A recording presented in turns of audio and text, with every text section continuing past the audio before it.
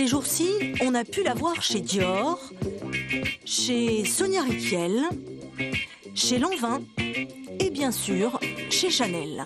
À 17 ans, du haut de son mètre 80, Sigrid Agrön est de tous les défilés qui comptent.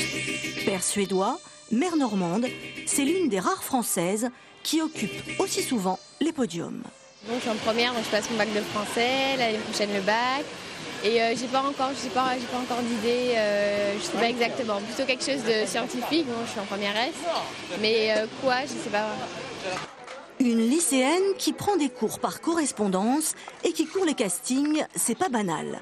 À l'agence Élite, son agent, Myriam Obadia, a du mal à maîtriser un emploi du temps qui s'emballe. Elle faisait partie des New Face, ce qu'on appelle vraiment les nouveaux visages.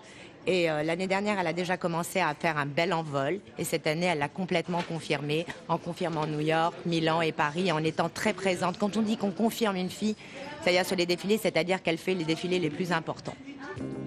25 défilés en 10 jours à Paris, Sigrid a dû refuser plusieurs demandes, même quand le show est payé jusqu'à 5 000 €. Depuis 2 saisons, elle s'est imposée auprès de certains grands noms de la couture. Pour la 3e fois, elle défile pour Karl Lagerfeld, qui l'a bien évidemment repérée. Pas de chapeau, non. Elle est bien comme ça, non? Bah oui. Je trouve que c'est un visage nouveau. Elle amène une sorte de fraîcheur, enfin une qui parle français. Et elle a surtout un truc.